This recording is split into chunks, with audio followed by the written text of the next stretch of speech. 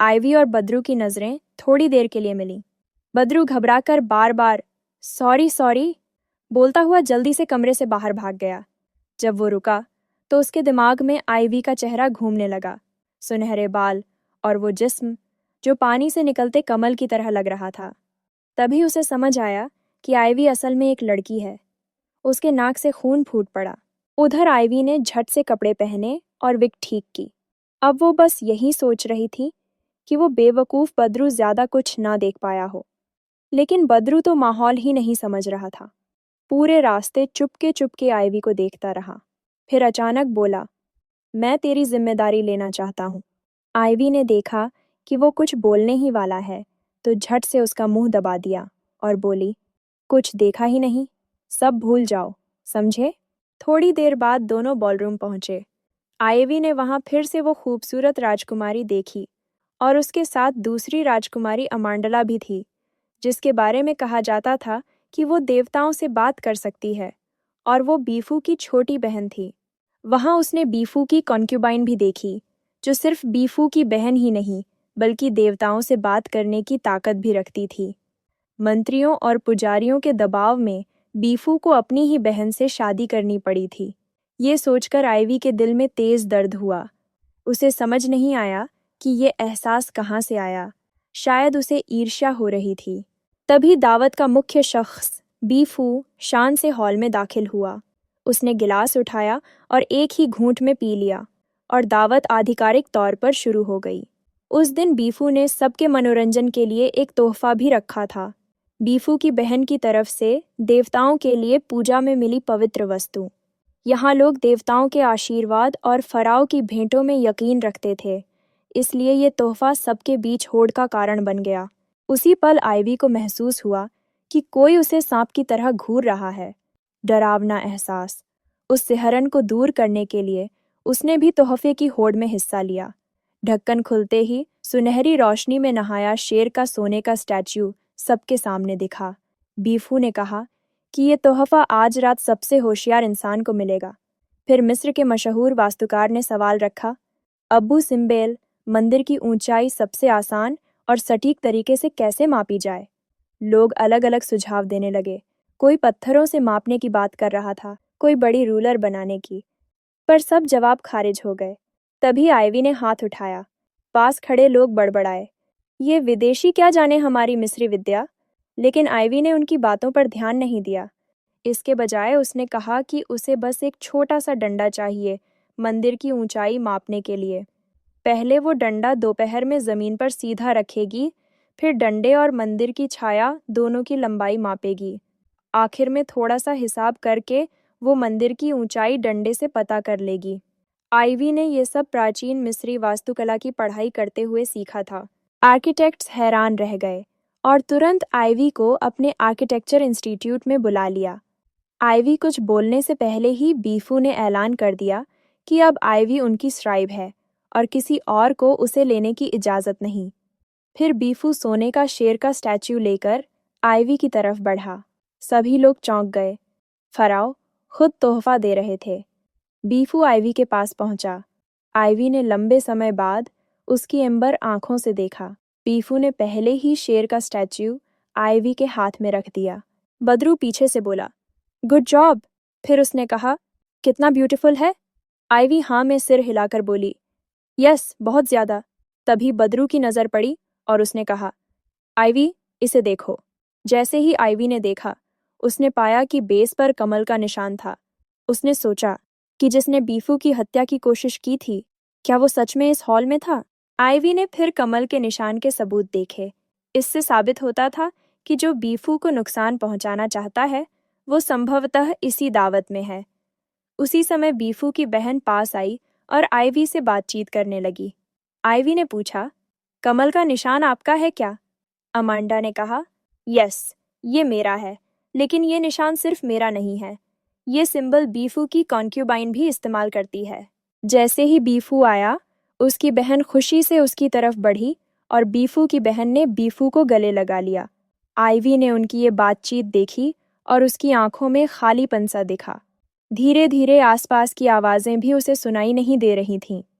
अचानक आइवी का सिर घूमने लगा और पैर कमजोर पड़ गए। शरीर असहाय होकर वह चक्कर खाकर गिरने लगी। उस समय बीफू ने तुरंत नेफरतारी का नाम पुकारा और उसे गिरने से बचा लिया। सभी लोग इस अचानक घटना को देखकर हैरान रह गए।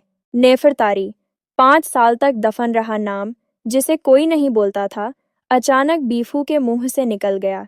यहाँ पर सभी हैरान हो गए कि राजा ने ये नाम क्यों पुकारा। बीफू की बहन भी हैरान थी कि राजा भाई ने ये नाम क्यों पुकारा।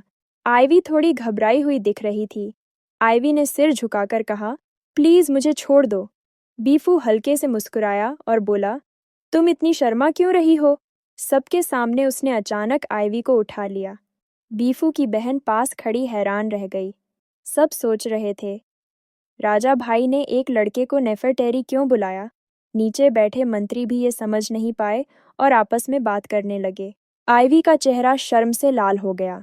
उसने बीफू से कहा कि उसे नीचे रख दे, लेकिन बीफू ने उसकी बात पर ध्यान नहीं दिया और सबको हालात समझाने लगा। पिछले कुछ सालों से सब जानते थे कि बीफू विदेशी राजकुमारी की तलाश में था और आज आखिरकार उसे वो मिल गई। बीफू ने आइवी की विग उतारी और सुनहरे बाल सबके सामने नजर आए। उसने सबको बताया, ये वही मशहूर नेफरटेरी है जिसे मैं ढूंढ रहा था। फिर बीफू ने ऐलान किया कि इस पल के गवाह बनने वाले हर शख्स को 10 सोने के सिक्के दिए जाएंगे। भीड़ खुशी में जोर से चिल्लाई, लॉन्ग लाइव द फराओ। खुशी और जयकारों के बीच आइवी ने फिर से वो ठंडी सी नज़र महसूस की। वो शख्स सच में उन अफसरों के बीच ही था। फिर बीफू आइवी को अपनी बाहों में उठाकर जल्दी से दावत हॉल से बाहर चला गया। बीफू बोला, नेफरटेरी, तुम्हें पता है 5 साल तक हर दिन एक ही इंसान के बारे में सोचते रहना कैसा लगता है? उसने कहा, मैं हमेशा तुम्हारे बारे में सोचता रहा कि तुम मुझे छोड़कर क्यों चली गई। इन सालों में मैंने सेना चलाना, जंग लड़ना और देश संभालना सब सीख लिया, पर यह नहीं समझ पाया कि तुम क्यों गई। फिर बीफू बोला, शायद मैं बहुत सख्त था इसलिए। अब मैं तुम्हारे साथ नरम रहूंगा, कॉन्क्यूबाइन से शादी नहीं करूंगा, बस तुम खुश रहो। बीफू बोला, मैंने अब किसी नई कॉन्क्यूबाइन से शादी नहीं की और तुम्हारे जाने के बाद मैंने पूरे देश की सांप जैसी सोने की चूड़ियां तोड़वा दी। बस एक ही चाहत है, तुम कभी मुझे छोड़कर मत जाना। ये कहते हुए उसने अपना सिर झुका लिया, पहले से भी ज्यादा नीचे। आइवी को यकीन नहीं हो रहा था कि कुछ महीनों में बीफू इतना बदल गया है। उसने सोचा, सिर्फ एक मुस्कान से वो किसी देश की जिंदगी या मौत तय कर सकता है। वो आने वाला फराव है, फिर भी इतना जवान। आइवी ने पूछा, तुमने मुझे कब पहचान लिया? बीफू बोला, पहली बार जब मैंने तुम्हें कैंप में देखा था तभी पहचान लिया था।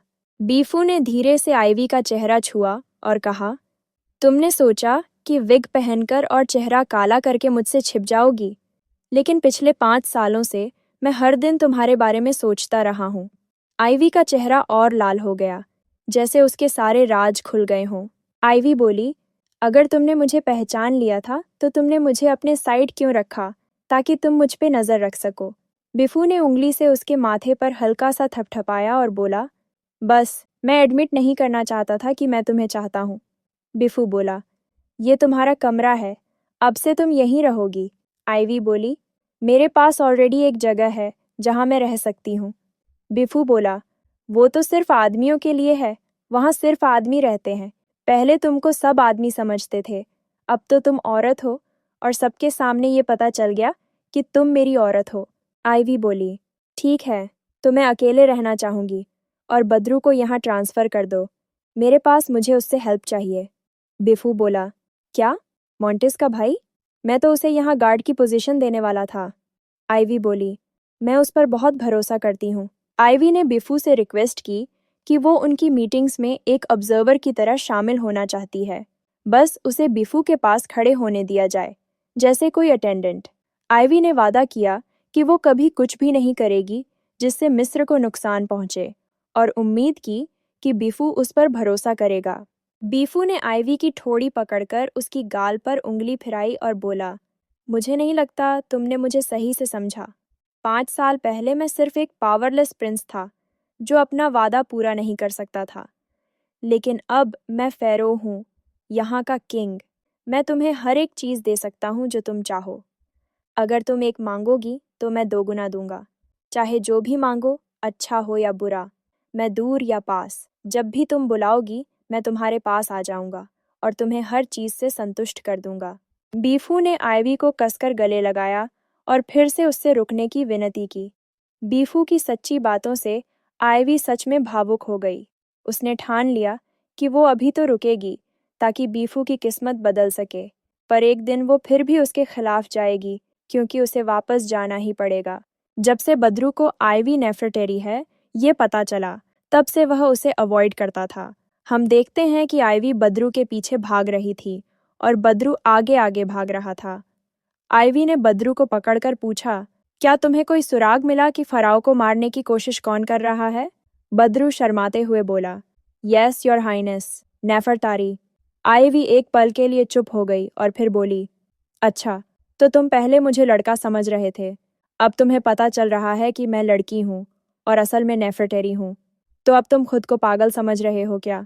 बद्रू बोला, नहीं, तुम गलत हो, मैं ऐसा कुछ नहीं समझ रहा। तभी कुछ कहने वाला था कि अचानक आइवी ने बद्रू का मुंह अपने हाथों से बंद किया और देखा एक आदमी, जो आदमी चौगे में था और वो कोई और नहीं बल्कि वह लेई था। आदमी चौगे में था और वो कोई और नहीं बल्कि उनका पुराना जानकार लेई था। आइवी जल्दी से बद्रू को खींचकर एक तरफ छिप गई, लेकिन गलती से उस पर गिर पड़ी। बद्रू घबरा गया, पर आइवी ने ध्यान नहीं दिया। उसका दिमाग बस यही सोच रहा था, लेई महल में क्यों छिप रहा है, वो भी ऐसे कपड़े पहनकर? यहाँ तो सिर्फ हित्ताइट राजकुमारी रहती हैं।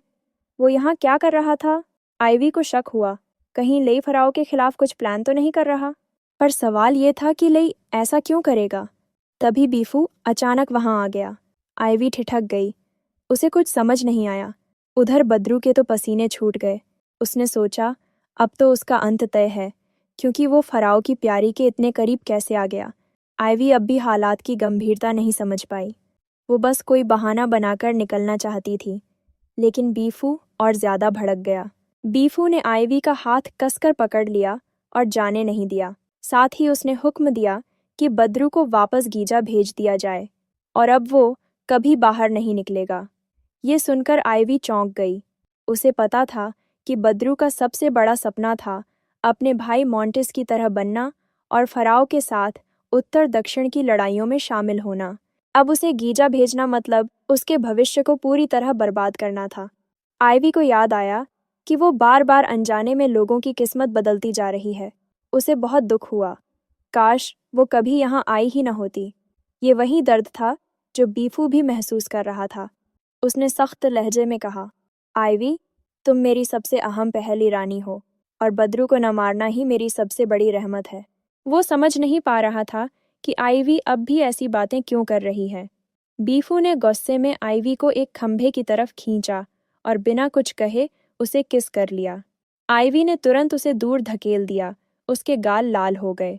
उसने कहा कि उनके यहाँ सिर्फ वही लोग ऐसा करते हैं जिनके बीच गहरा रिश्ता होता है। बीफू ने गुस्से में अपने दोनों हाथ खंभे पर मारे। वो सच में जानना चाहता था कि आइवी उसे अपनाने में और कितना वक्त लगाएगी। बीफू को उम्मीद थी कि आइवी सच में उसकी तरफ देखेगी, लेकिन आइवी बोली, मैं तुम्हारी परवाह करती हूँ, तुम्हारी सेहत की फिक्र करती हूँ। बीफू को लगता था कि आइवी को बस उसकी सेहत की फिक्र है, उसके दिल की नहीं। इससे उसे थोड़ा अकेलापन महसूस हुआ। उसने जबरदस्ती आइवी को अपनी बाहों में उठा लिया और एक ऊंचे प्लेटफॉर्म की तरफ चल पड़ा। मंडप के ऊपर से काबू मंदिर का शानदार नज़ारा दिख रहा था। बीफू ने आइवी को बीच में बनी मूर्ति के बारे में बताया। वो मिस्र के सबसे महान सूर्य देव की प्रतिमा थी और दोनों तरफ उनके अपने चित्र बने थे। बीफू का ये करने का मकसद था सूर्य देव के सामने साबित करना कि उसने आइवी को अपनी सच्ची पत्नी माना था, 5 साल पहले से ही। इसके अलावा वो सिम्बेल में नया मंदिर बनाने की योजना भी बना रहा था। वो चाहता था कि देवता और आने वाली पीढ़ियां इस सब की गवाह बने। बीफू ने आइवी को थामे रखा और कहा, मैं मिस्र का सबसे महान फ़ैरो बनूंगा और तुम्हें बस मेरे साथ खड़े रहना है।